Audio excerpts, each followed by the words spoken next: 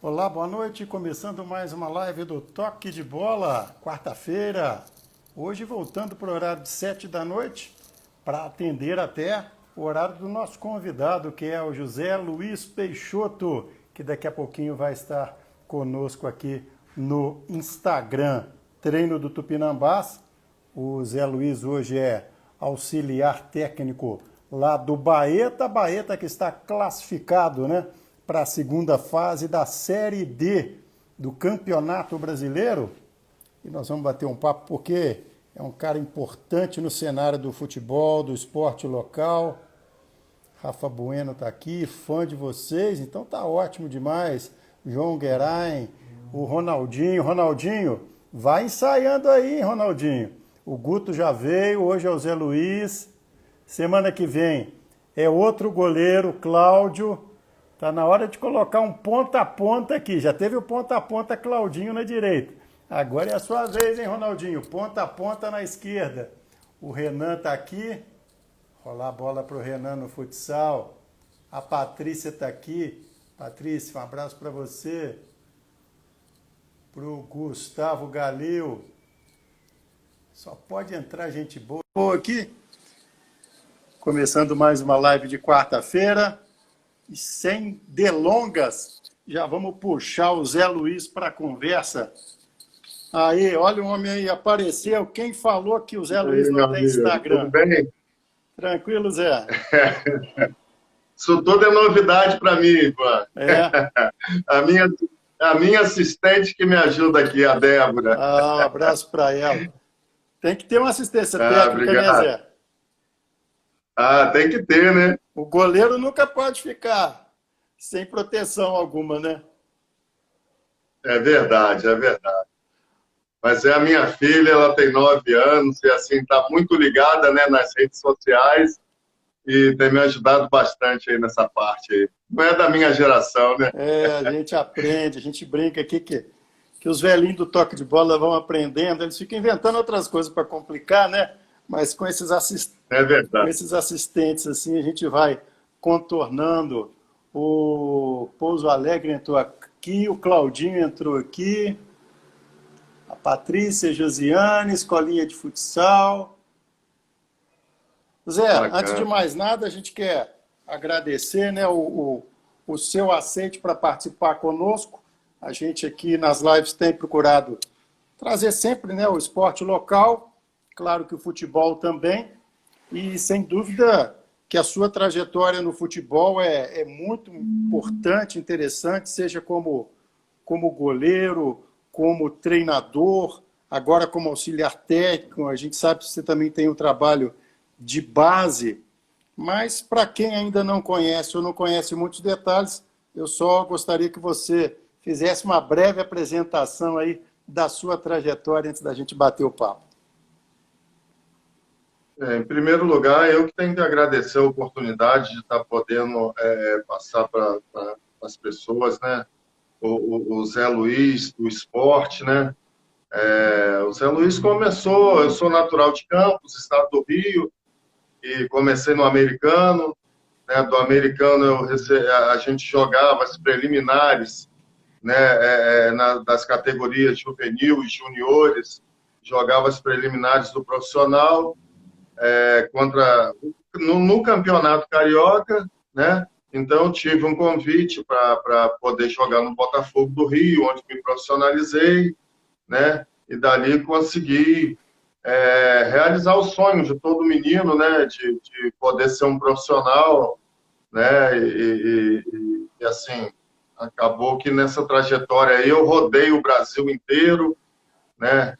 E tive a oportunidade de jogar no Botafogo, onde até hoje sou botafoguense, né?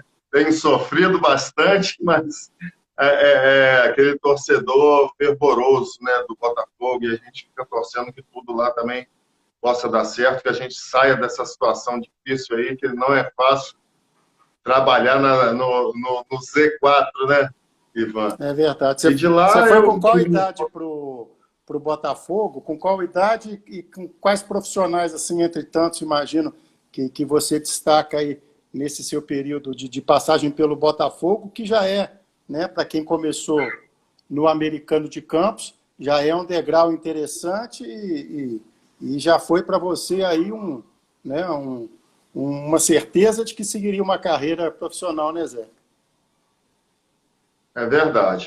Eu fui com 18 anos para o Botafogo, né? Fui para a equipe juniores, né? Chegando lá, o goleiro titular era o Flávio Tênis, que hoje é o preparador de goleiros da equipe principal. Ele era o goleiro titular dos juniores, né? E aí eu comecei minha trajetória, trabalhando, mostrando meu trabalho, né? E tive a oportunidade de estar trabalhando na equipe de profissionais com, na época, Abel Braga, trabalhei com o Zagallo, trabalhei com o Jairzinho, o Furacão da Copa, né? Então tive a oportunidade de trabalhar com esses profissionais e na época o Abel que me subiu para o profissional, pediu para que eu me profissionalizasse, né? E naquela época, na década de 80, as equipes do Rio, no meio do ano, faziam uma excursão para a Europa, né? E para a gente poder viajar com a equipe profissional, a gente teria que ter um contrato profissional, né, para viajar. E nessa oportunidade, a equipe de júniores do Botafogo tinha 11 jogadores que o Abel promoveu para a equipe profissional, mais o goleiro, que seria o Lagusa, né, na época, um pernambucano.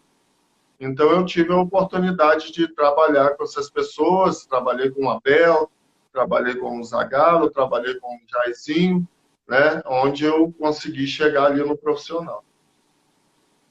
Bacana, Zé. Na época, não lembro direito, aí você pode corrigir, né? Às vezes a gente se perde um pouquinho, né, nessa questão do tempo, porque já é um tempo hoje distante, né? Embora você se recorde muito bem das passagens, mas tinha treinador de goleiros específico, como é que era assim a comissão técnica, que hoje a gente vê esses clubes profissionais quase todos com, né, com muita gente além do treinador, o auxiliar, a fisiologia, até às vezes a psicologia, como é que era mais ou menos aí essa montagem de comissão técnica que depois passou a ser também o seu terreno de trabalho?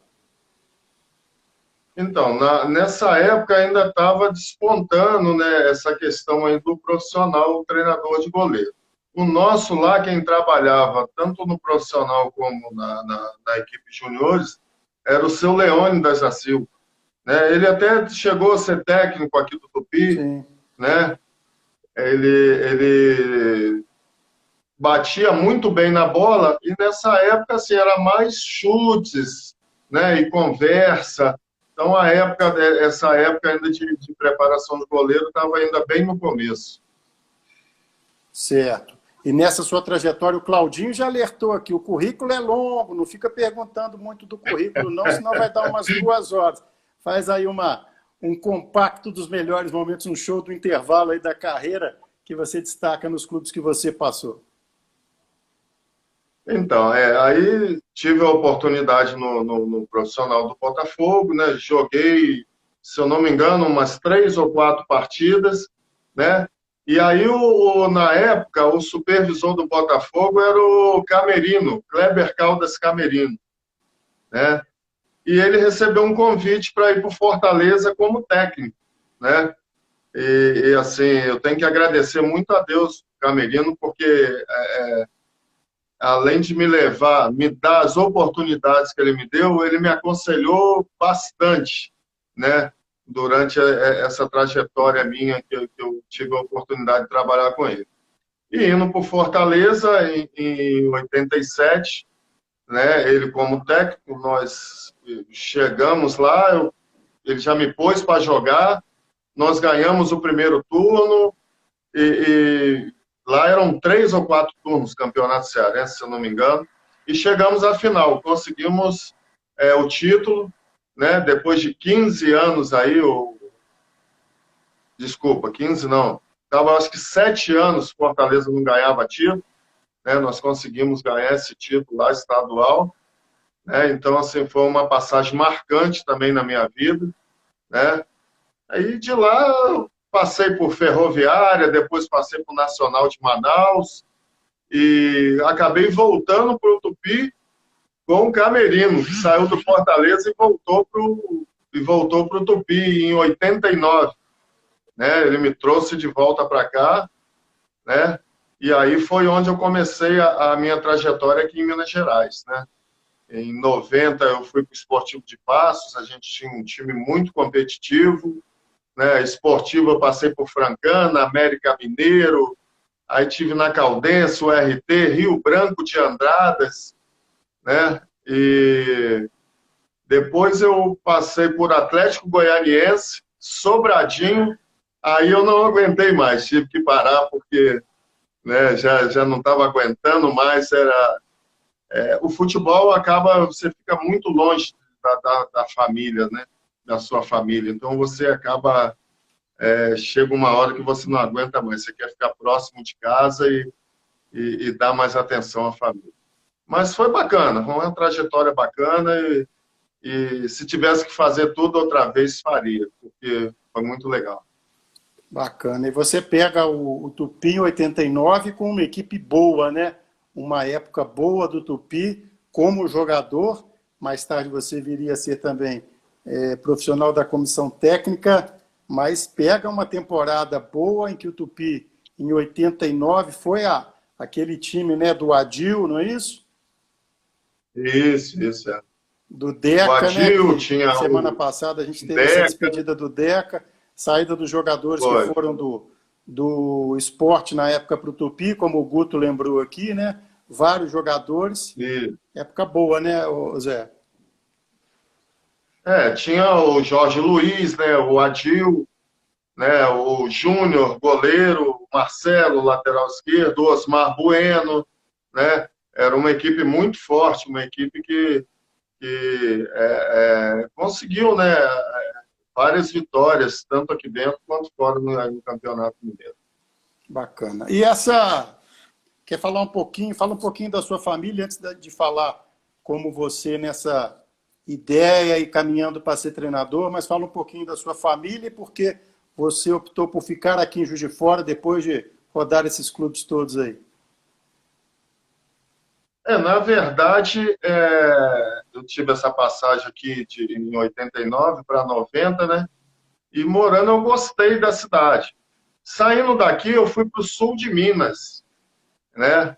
A ideia foi até essa depois de querer morar em Juiz de Fora, porque eu trabalhei no Esportivo de Passos, que é sul de Minas, na Caldense e no Rio Branco de Andradas. Todas as vezes que eu ia para Campos, eu tinha que passar por Juiz de Fora, né? Eu pegava aqui a Caxambu, ali, Varginha, e passava por Juiz de Fora.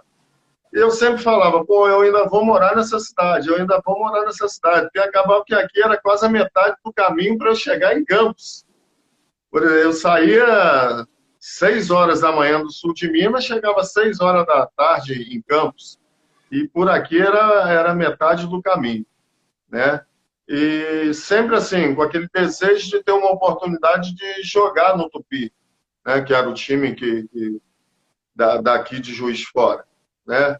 E tinha uma amizade com o Jair Bala, que já vinha fazendo um trabalho em 96, ele já estava fazendo um trabalho aqui no Tupi, e aí coincidiu de ter o convite de eu poder vir para cá em 97, né?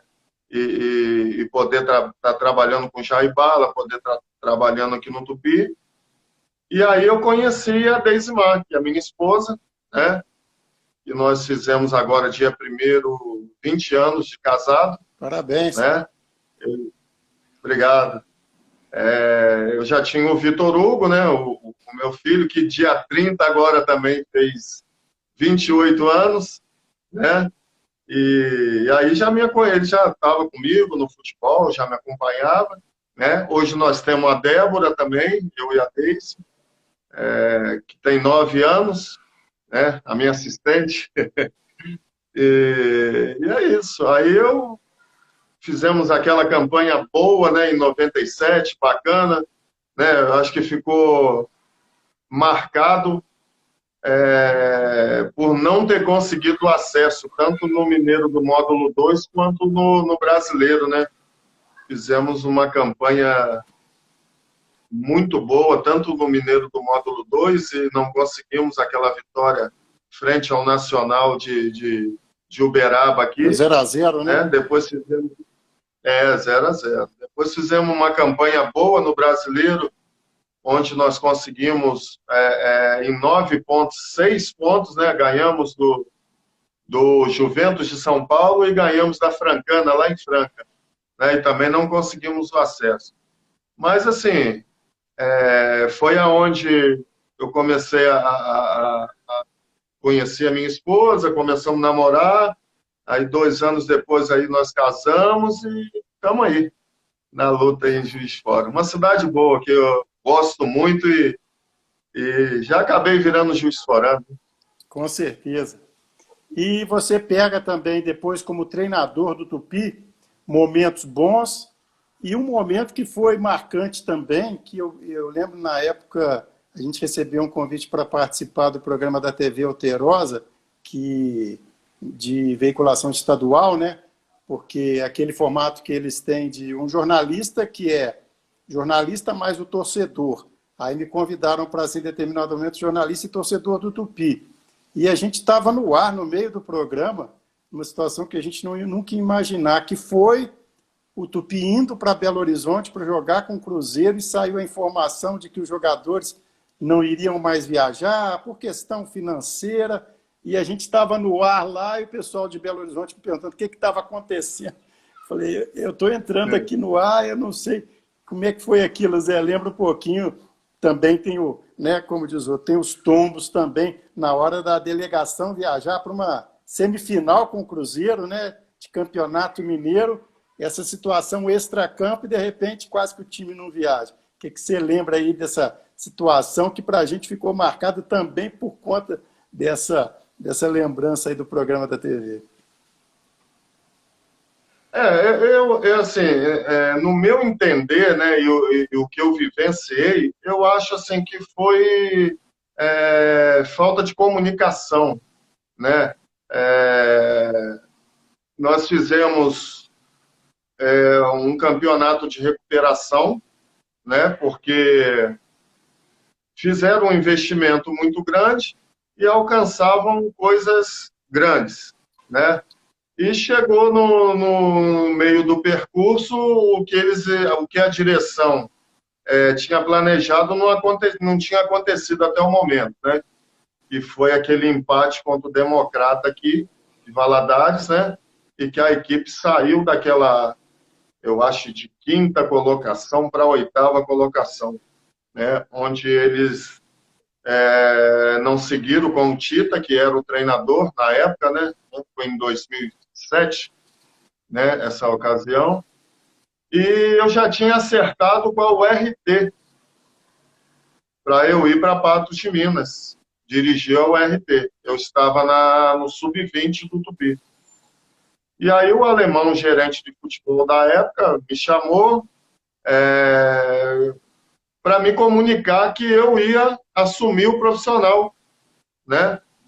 E eu procurando ele para dizer para ele que eu estava acertando com o profissional da URT. E aí ele virou para mim e falou, pô, mas você já está aqui, você conhece o plantel, você vai deixar essa oportunidade escapar de sair do Tupi numa primeira divisão para ir para o URT? Né? E aí a gente tem que pensar numa hora dessa, né, Ivan? E aí eu pensei, aí conversei com ele, aceitei aquele desafio, né? Nós faltavam 5 jogos, né? América em Belo Horizonte, Cruzeiro em Belo Horizonte, Ipatinga em casa, Caldense fora e Rio Branco de Andradas em casa. E a gente em 8º lugar, né? E tem horas na vida da gente que a gente precisa arriscar, a gente precisa dar uma oportunidade das coisas darem certo na vida da gente. E foi o que aconteceu comigo. Eu aceitei aquele desafio, né? Muitas pessoas, né, até a família mesmo, falou, você é maluco, né?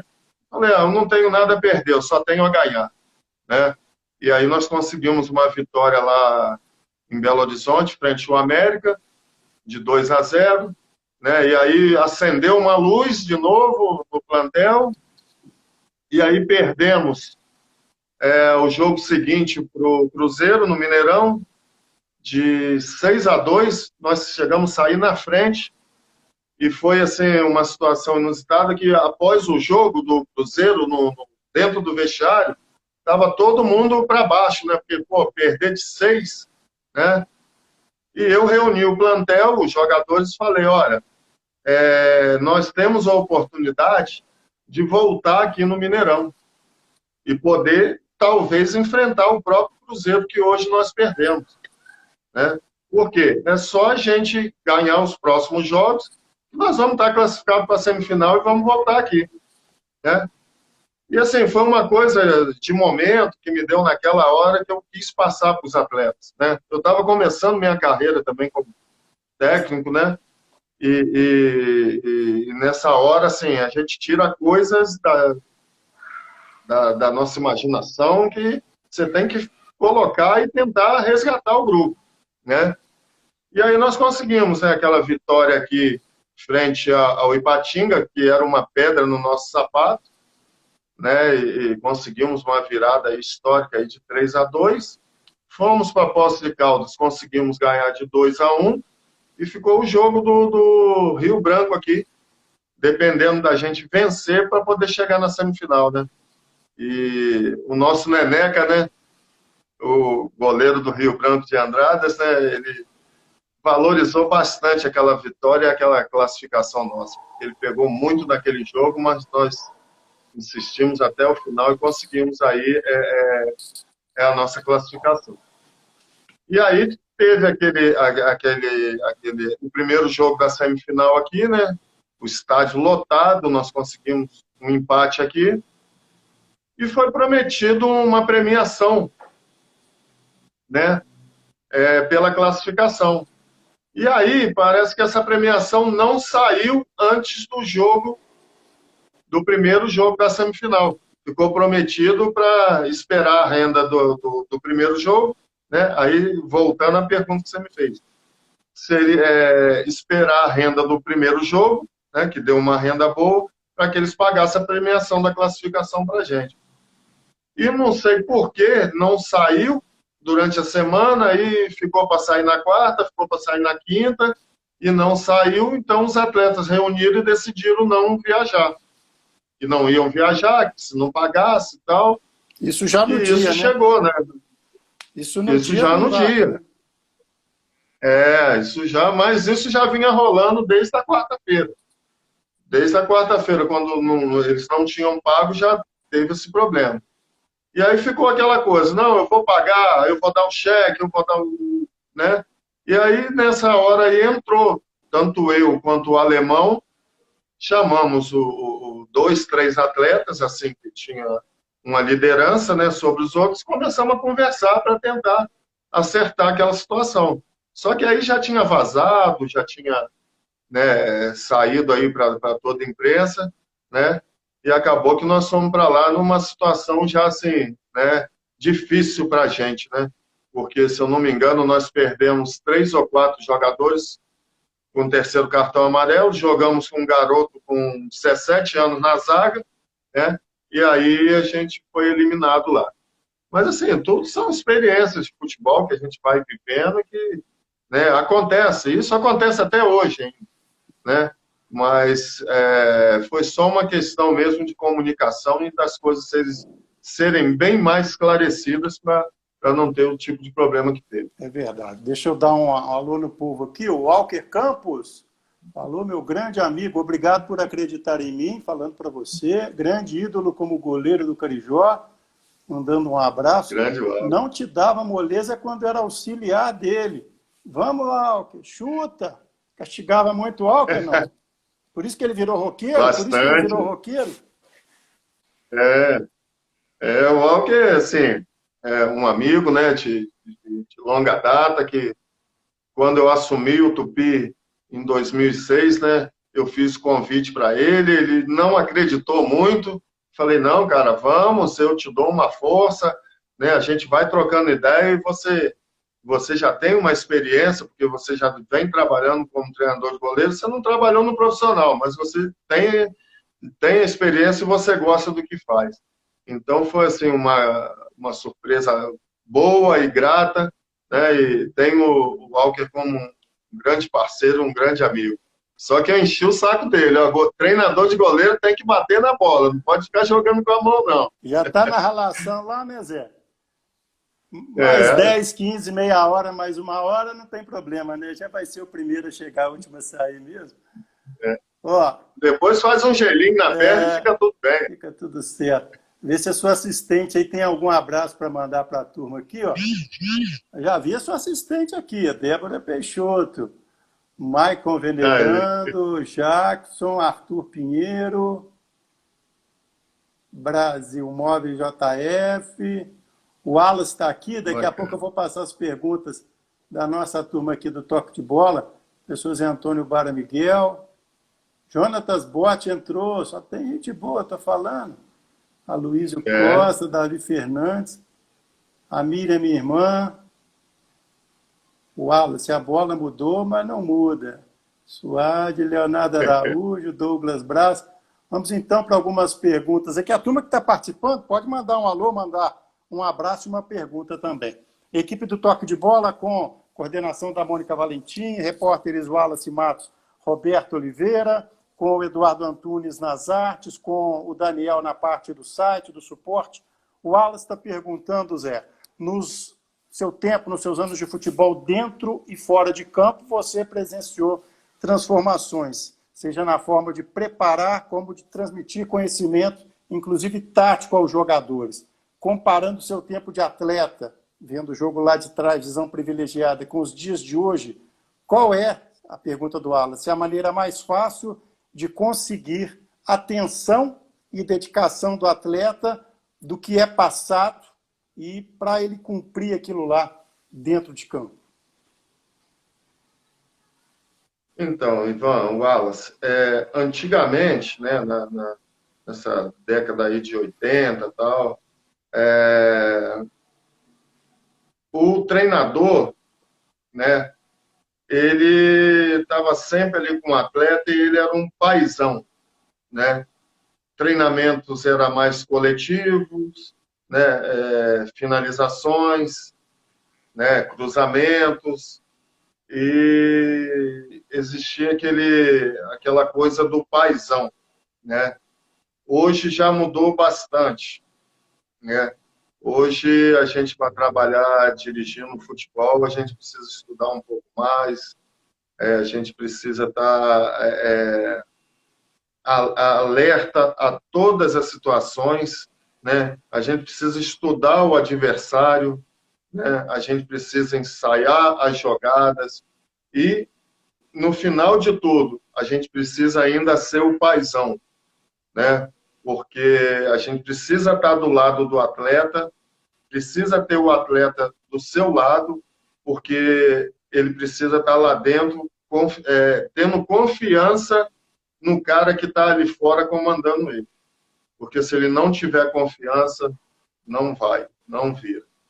Então, eu acho que a diferença é essa. Hoje tem que estudar bastante, tem que estar atento a tudo, até pelo fato das redes sociais, as coisas são muito rápidas, né? Hoje a gente faz um jogo aqui, já estão sabendo lá do outro lado do mundo o que aconteceu no jogo do Tupinambás. Então, tem que estar bastante atento. Eu acho que é mais ou menos por aí. Ainda dentro dessa ideia, o Wallace está perguntando até sobre essa constante busca que a comissão técnica tem para, né, municiar o máximo possível os seus jogadores, né, para você não ser surpreendido ou tentar não ser surpreendido no momento do jogo. A outra pergunta do Wallace é mais ou menos também em cima disso. De que modo as análises e os números, né, que são levantados ao longo de uma competição mudaram e podem ajudar para o time evoluir também ao longo de uma competição, como está ocorrendo agora, e até que você aproveitar essa pergunta do Wallace para falar um pouquinho sobre a transição, né?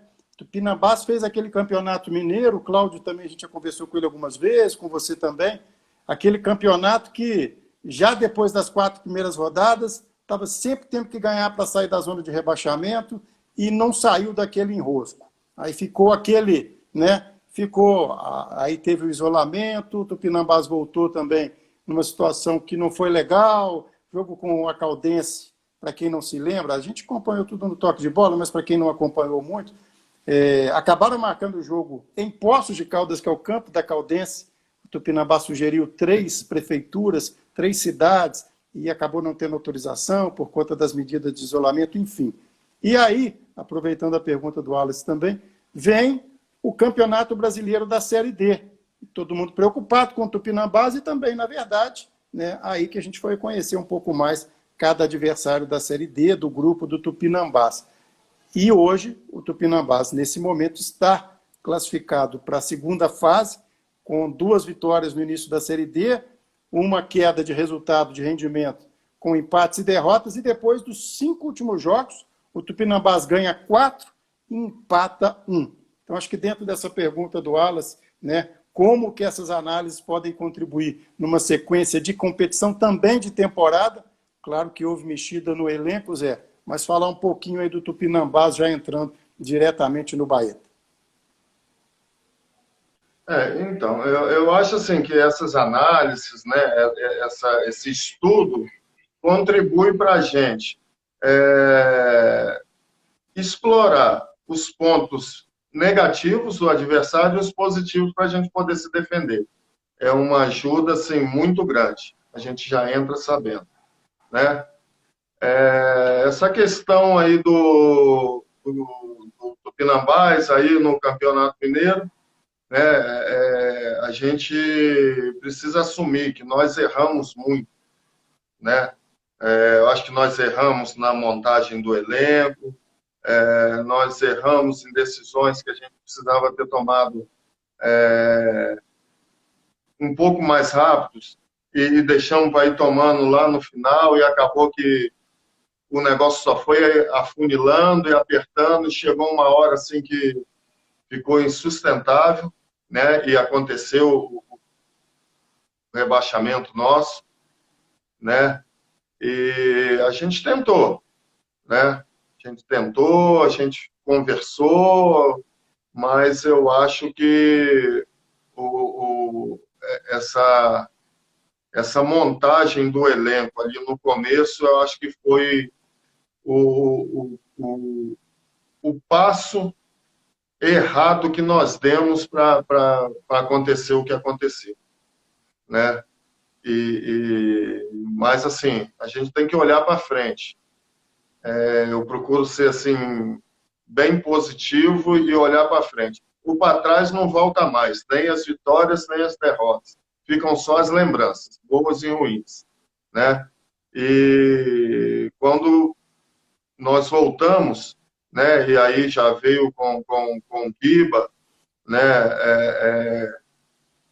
Conversando e mostrando que tinham outros atletas que a gente podia trazer e conversar e juntar com alguns atletas daqui que ficaram do Mineiro, que tentaram, né, reverter aquela situação.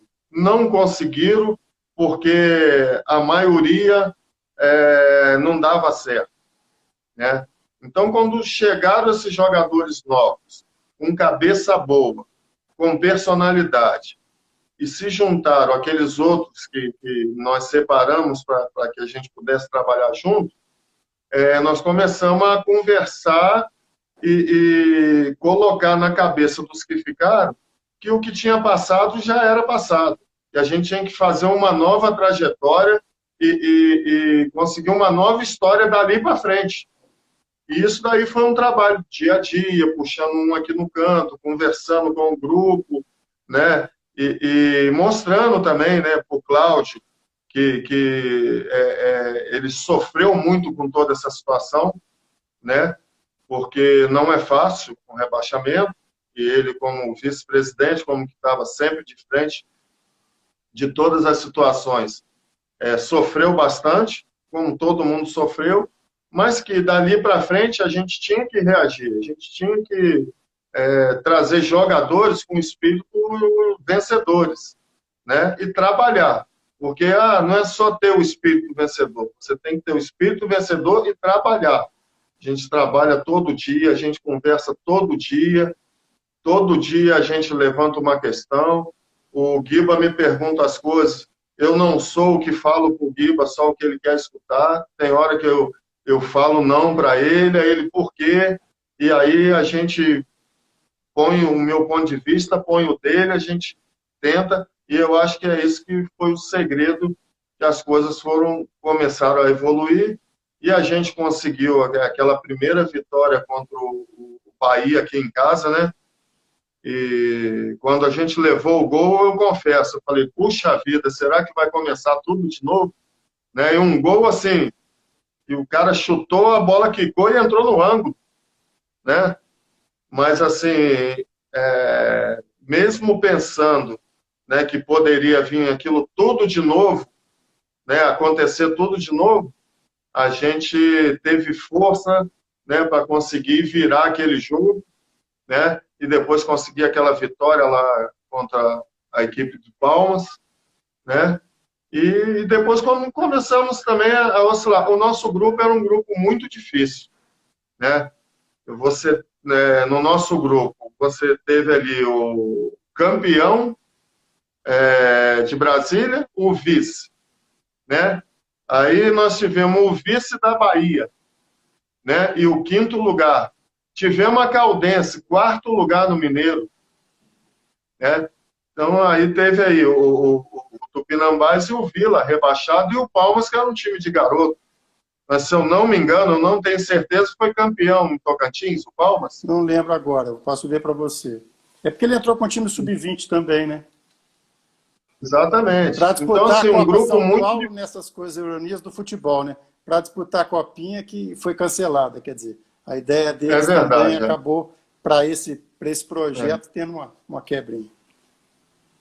É verdade. Então, assim, um grupo muito difícil onde a gente conseguiu, durante os jogos, né, suportar essa situação de altos e baixos, né?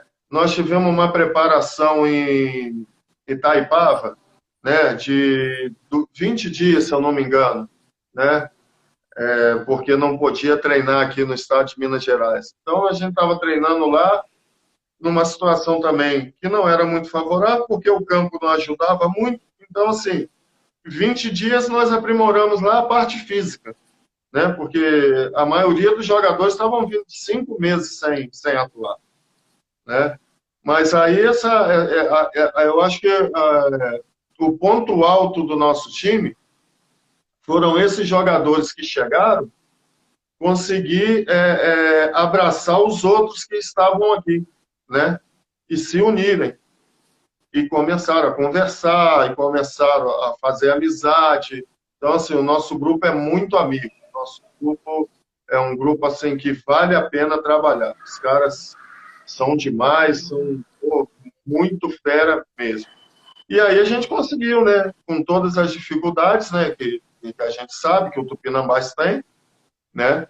Conseguimos aí, dentro da competição, até jogar melhor fora de casa do que dentro de casa, né? Porque dentro das limitações que nós temos, jogar dentro de casa e propor o jogo, você tem que propor o jogo para vencer é uma dificuldade muito grande, não só para a nossa equipe, mas assim, as equipes que nós jogamos, várias delas tiveram essa dificuldade. Até no último Inclusive, jogo, né? agora no último jogo. Esse está como exemplo esse.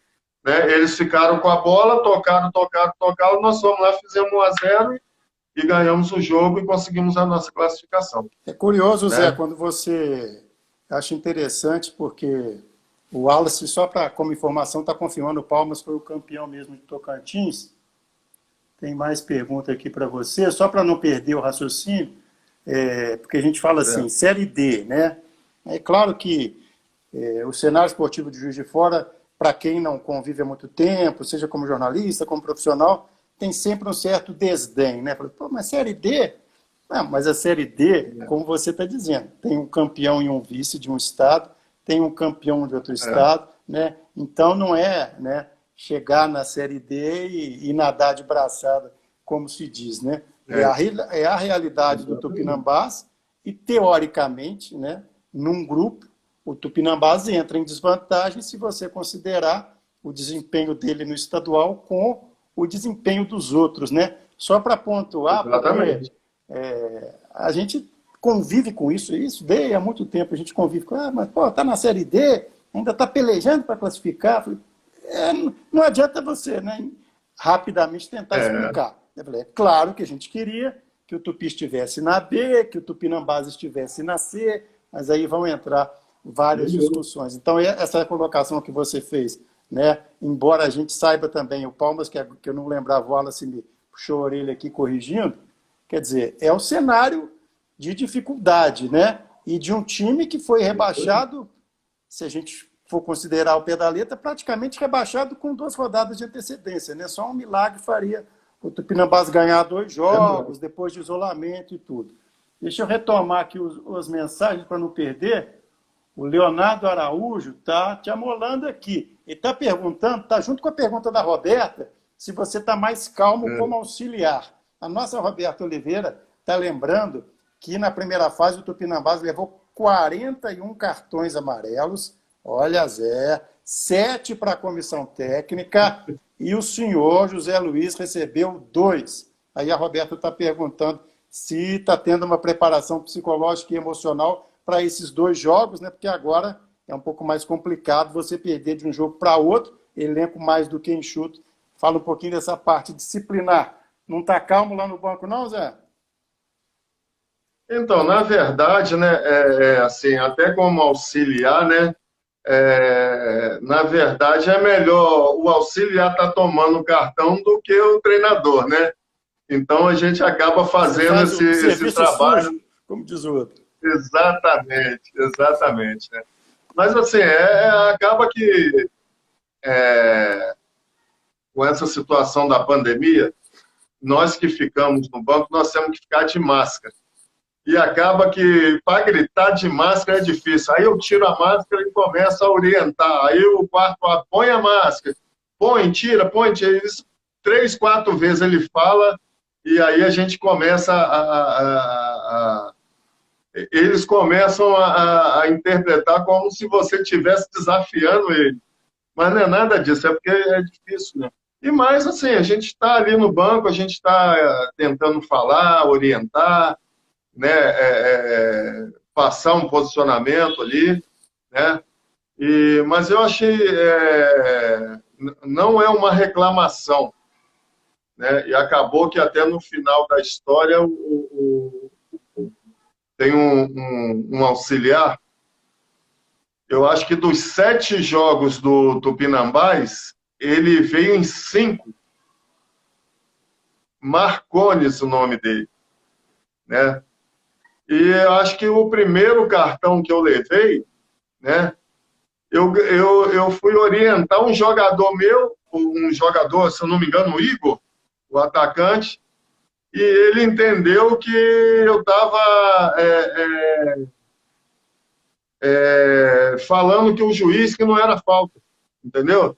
E aí ele chamou o juiz me deu o cartão, quando acabou o jogo nós conversamos, né? Ele falou, pô, você me desculpa, mas eu achei que você estava reclamando com o juiz. Não, mas né, eu estava falando com um atleta. Mas assim, na hora do jogo tem essa coisa, né, da gente, a adrenalina, né? Por mais que a gente queira e precisa se controlar, né, tem uma hora que a gente extrapola um pouquinho. É verdade. O Walker está lembrando que em 2006 quase ninguém acreditava na gente no jogo final, mas o Zé foi fundamental com os jogadores, treinador que olha no olho do jogador.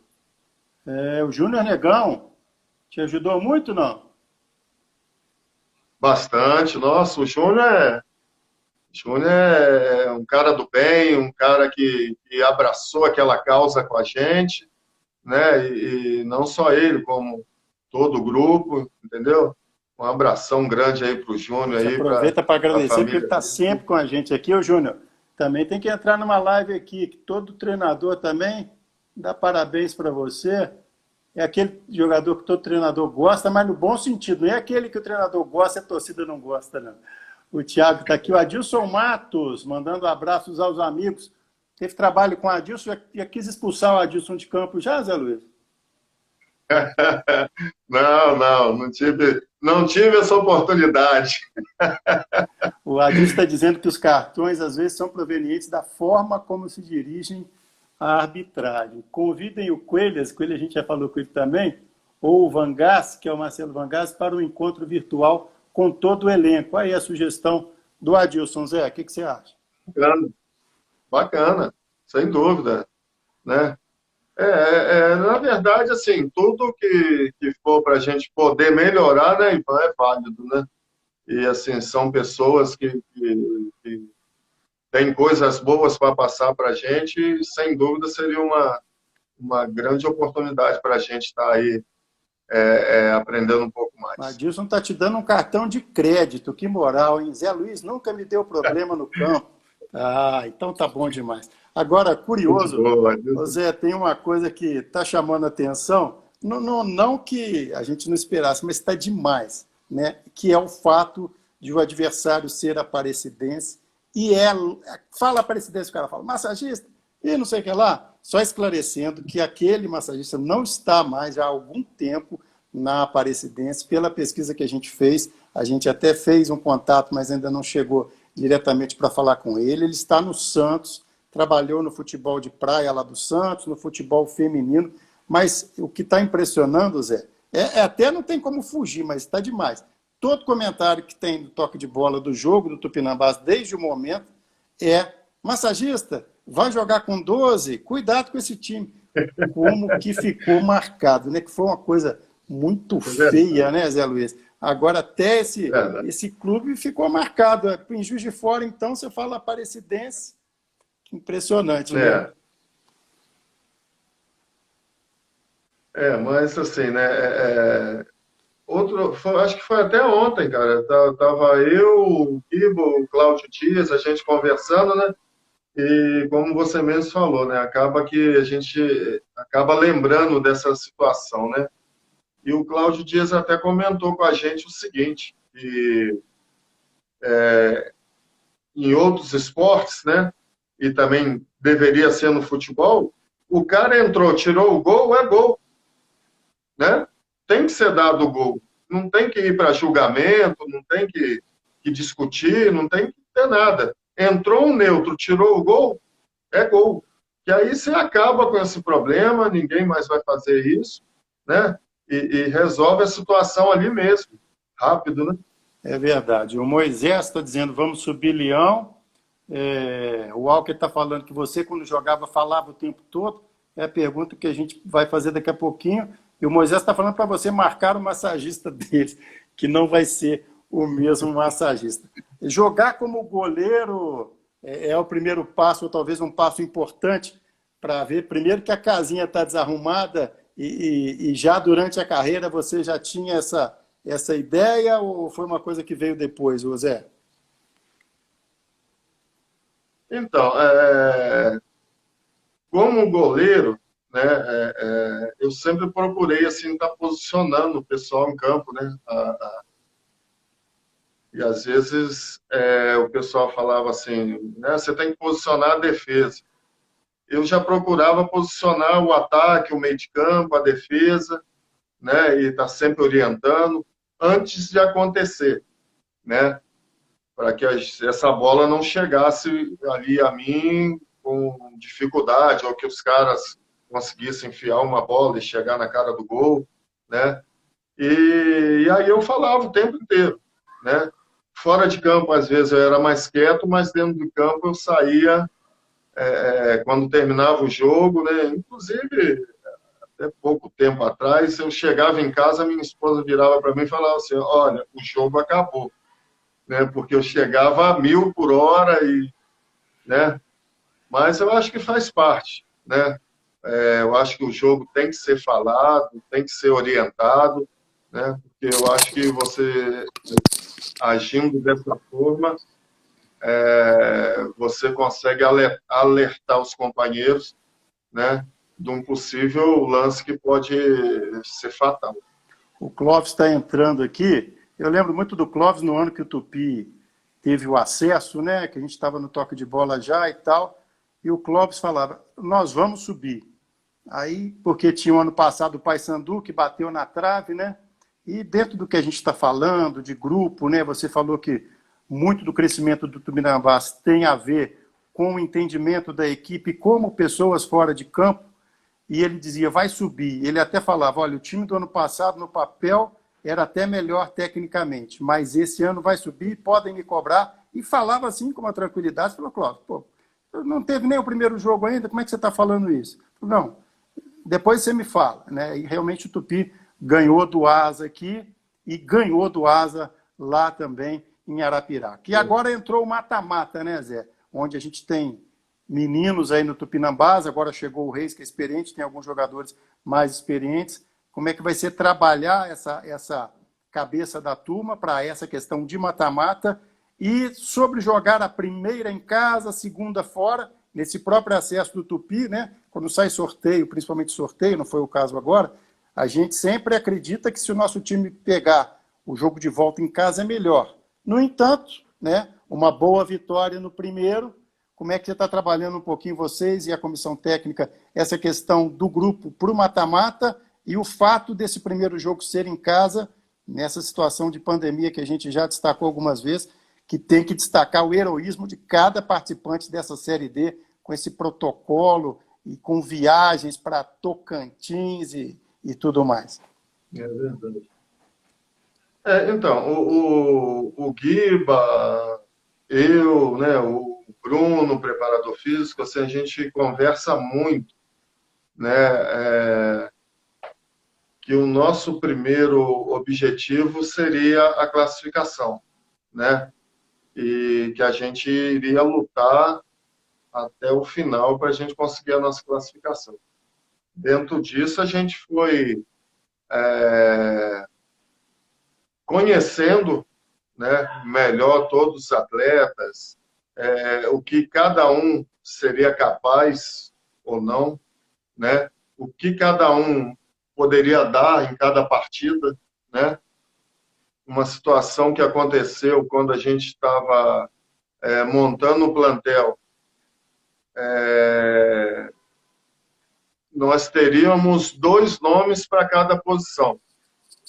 E aí, o Guiba, quando veio para fazer os 3 últimos jogos, né, teve a oportunidade de ver o Lucas, lateral direito, que é um menino jovem, né, que hoje é titular. Né? E aí começamos a conversar, eu e o Guiba, a respeito de várias coisas. E aí, quando a gente foi fazendo a lista, a gente falou, ó, vamos trazer só um lateral, o outro é o Lucas. Né? Porque ele entrou, tem um menino que tem personalidade, é jovem, sabe jogar, né? Tem força, né? E, enfim, hoje o Lucas é o titular. É um menino que vem jogando, vem crescendo de produção, né? E aí nós conseguimos aí, com o plantel, essa classificação. Agora é um outro campeonato para a gente. A nossa colocação é dessa forma para eles, é um outro campeonato. A primeira fase passou, vem o mata-mata, nós temos que ter inteligência para jogar, nós temos que saber que alguns erros que nós cometemos na primeira fase agora pode ser fatal, né? Então a gente tem que tentar, se possível, não errar nada. A gente sabe que isso é quase impossível, mas a gente vem trabalhando para isso, né? E o primeiro jogo em casa, o que você colocou, cara, a gente precisa ter inteligência para jogar. Porque da mesma maneira que a gente pode fazer um resultado e ir confortável para o segundo, a gente pode também botar tudo a perder. Né? Então tem que ter sabedoria, tem que ter inteligência, a gente precisa ter a posse de bola, a gente precisa envolver o adversário e quando tiver uma oportunidade, guardar. Porque se a gente sai daqui com resultado positivo, né, a gente tem uma grande possibilidade de, no segundo jogo, jogar essa, vamos dizer assim, essa responsabilidade, essa ansiedade, né, de ter que conseguir um resultado positivo, como foi o que aconteceu agora com o Bahia de Feira no último jogo, né, para cima do adversário, né? Então, eu acho que o que a gente vem conversando durante a semana é a respeito disso, e eu tenho certeza que a gente vai conseguir fazer um grande jogo no domingo e conseguir aí um grande resultado. Antes de fazer, caminhando para a reta final, Zé, antes de fazer uma pergunta mais do esporte local, é o assunto do momento, foi até o assunto da nossa crônica agora há pouco, até brincando um pouquinho com a situação do Rogério Ceni, meio que conversar sozinho, parece que ele fica conversando sozinho para lá e para cá, olha para o chão, e não sei o quê, e papapá. Resultado, na moral da história, né, como se diz, o Flamengo não conseguiu a classificação, até empatou depois das substituições, mas o que ficou marcado para o torcedor é que ele tirou o Arrascaeta e o Everton, né? O Everton Ribeiro, que são considerados 2 jogadores acima da média. Eu quero perguntar a você, na beira do campo, que fica ali, a gente sabe que tem coisa que é do treino, tem coisa que às vezes é o desempenho que não foi bom durante a semana, mas que peso, hein, Zé? Como é que você tira de um jogo eliminatório 2 jogadores que, na verdade, né, nessa fartura que tem o Flamengo hoje, só para comparar, se Fluminense, Botafogo e Vasco tivessem meio dos 2, estariam agradecendo. O Flamengo tira os 2 de um jogo.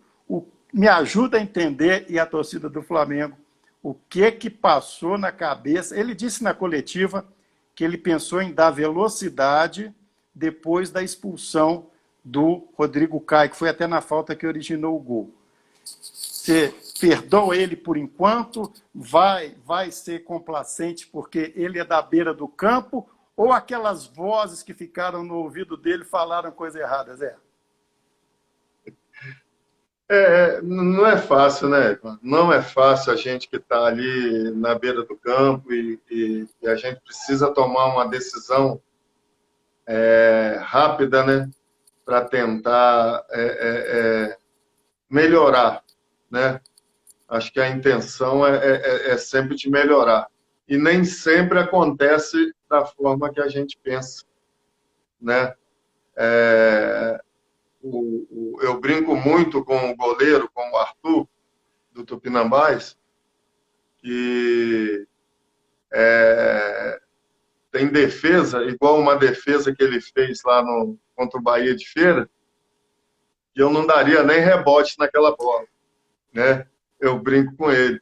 Aí logo em seguida eu falo, mas eu estou do lado de fora, então é fácil, né? Então, assim, eu vejo, quando a gente está ali do lado de fora, a gente consegue ver melhor as situações, né? Agora, na beirada do campo ou dentro do campo é complicado, né? E eu, como um botafoguense, né, estou torcendo até muito pelo Rogério Ceni, entendeu? Eu tenho uma admiração muito grande por ele, né? Só que ele não conseguiu ser feliz na substituição que ele fez, né? Infelizmente, né? Mas assim, tudo é aprendizado, né? Eu acho que daqui para frente ele vai pensar um pouquinho mais, vai ter um pouquinho mais de calma e tenho certeza que ele vai tomar a decisão correta aí para frente. Deu uma aliviada. Só porque é treinador e goleiro, né? Eu já ia imaginar que você, se fosse aquele atacante que fez gol em você, eu duvido que você ia ser bonzinho assim. Deixa eu mandar mais Aí de jeito nenhum. O Adilson Matos está dizendo, fica o exemplo de ontem, tem que ser eficiente e em casa e traduzir em gols as chances criadas. Quanto mais gol marcar, melhor para o astral do elenco. Rafael Henrique está aqui, Juninho Campos, grande mestre Zé Luiz.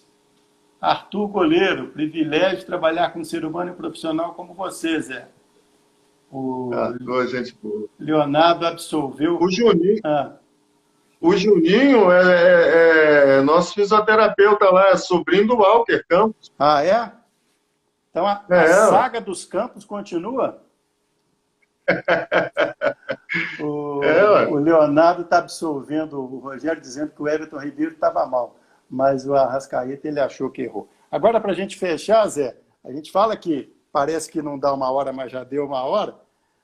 Agora a gente tem, É, né? É por isso que eu queria também falar com você. A gente comentou isso em alguns momentos da live, mas a gente vai chegar na próxima temporada a um momento que a gente não vivia há muito tempo, né? Não vamos ter um clube na primeira divisão.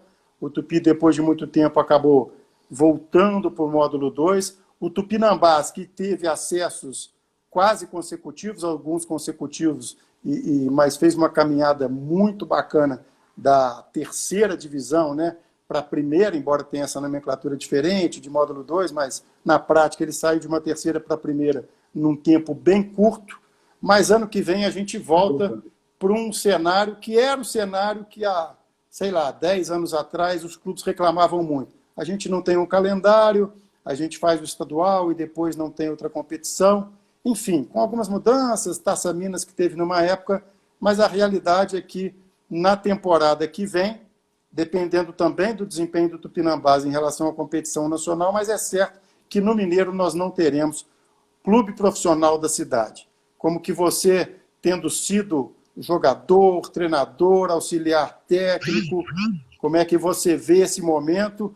Tem uma mudança agora de prefeitura em Juiz de Fora, que de certa forma traz também, né, uma certa esperança para qualquer área, inclusive para a área do esporte, mas você que está ali no dia a dia, e é um dos poucos profissionais, se a gente colocar no papel, entre aqueles que vieram trabalhando, e muitos já se afastaram completamente, outros a gente vê em jogos, mas se a gente colocar no papel, você talvez seja um dos poucos profissionais do futebol da cidade que continua, vamos dizer, acreditando, tanto numa comissão técnica, como é o caso hoje do Tupinambás. Por isso que eu acho que a sua parte, a sua palavra é interessante para que a gente possa, talvez, ter uma expectativa de mudança para que os clubes voltem para a primeira divisão, tenham uma Série C, uma Série D.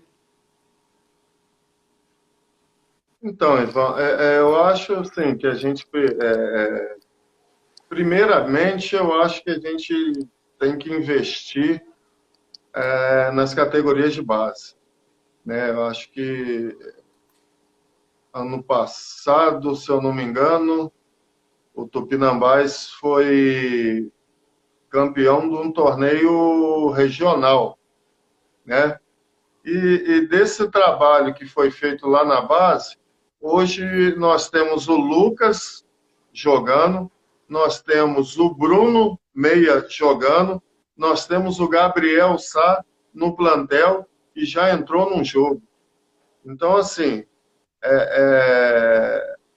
se fosse feito um melhor trabalho na base, né, as coisas eu acho que iam melhorar para o time, para a equipe de cima, né? Uma organização melhor, né? As equipes estarem se organizando, estar acreditando que é possível, né? A equipe chegar numa primeira divisão e poder se manter na primeira divisão, né? Acreditar nos profissionais daqui de Juiz de Fora também, né? Às vezes eu já estou aqui há mais de 20 anos em Juiz de Fora, né? E todas as vezes que eu tive a oportunidade de acreditar em alguém de Juiz de Fora, eu acreditei e não me decepcionei, né? Então, eu acho que precisa um pouco mais de acreditar nos profissionais daqui também. E se organizando, né? Eu preciso subir o ano que vem. Eu preciso me organizar para eu subir e eu poder me manter, né? Eu poder ter um grupo de jogadores que vão ficar para que eu não tenha que disputar um campeonato esse ano com um grupo de jogadores e no ano seguinte mandar todo mundo embora e trazer mais 20, 25. Eu tenho que ter uma base E se nesse ano eu trouxe 2 jogadores, no outro ano eu vou trazer um, certo? E a gente poder ir melhorando isso aí. Eu acho que a nossa região é uma região boa, com muitos atletas, né? A gente vê jogadores que às vezes nem passam por equipes de Juiz de Fora e estão jogando em grandes equipes aí do futebol brasileiro, do futebol mundial, né? Ah, de onde você é? Ah, sou de Juiz de Fora. Mas não teve a oportunidade aqui, né? Então, eu acho que precisa a gente pensar por esse lado. Primeiro, ter uma organização aqui, trazer esses jogadores que estão começando, né? Dar um trabalho e a gente subindo degrau por degrau para poder se manter aí na primeira divisão. Tá certo, Zé. A gente está chegando então na reta final. A gente quer agradecer, né, a sua atenção. Foi muito bacana a gente conversar um pouquinho sobre a sua carreira, um pouco também, né, dos clubes que você passou, a experiência no Botafogo, hoje seu clube do coração, o Tupinambás agora. Vamos torcer para que Juiz de Fora possa, né, gradativamente voltar a se manter em competições, sempre com seriedade, com profissionalismo, para a gente poder também divulgar coisas interessantes do nosso futebol e do nosso esporte. Agradeço aí a sua supervisão técnica por nós, hein, Zé? Obrigado. Vou agradecer, sim. Assim, sem dúvida, eu espero, né, que esse ano também a gente possa conseguir aí subir para a Série C com o Tupinambás, né? Eu tive a oportunidade de trabalhar com o Gerson Evaristo em 2016, né? E foi o retorno do futebol aí do Tupinambás e nós conseguimos ser campeões, né? O Guiba, que hoje está à frente do Tupinambás, subiu para a primeira divisão, né? Em 2018, né?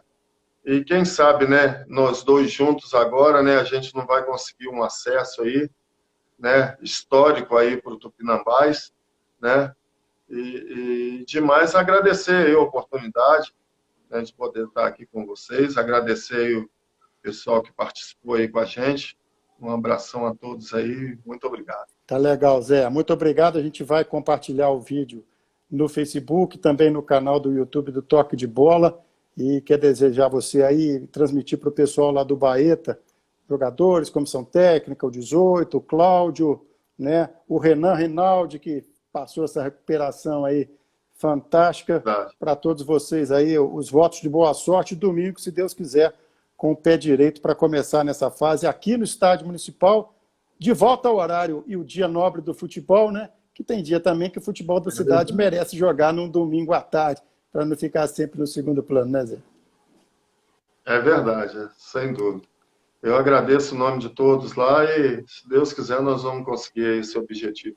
Valeu. Um abraço. Valeu, Zé. Muito obrigado ao José Luiz Peixoto, ex-goleiro, treinador e hoje auxiliar técnico do Tupinambás, que participou dessa live aqui do Toque de Bola. Novo encontro na sexta-feira, meio-dia, com toda a equipe do Toque de Bola, com apoio do Plask, da Santa Casa, trabalhando incansavelmente pela sua saúde, e do Projeto Cidadão Consciente da Hiperro Embalagens. Sobre o Marcelo Pedretti, daqui a pouco a gente vai ter novidades bacanas para anunciar dele e toda a sua equipe de vendas. Muito obrigado a todos que participaram.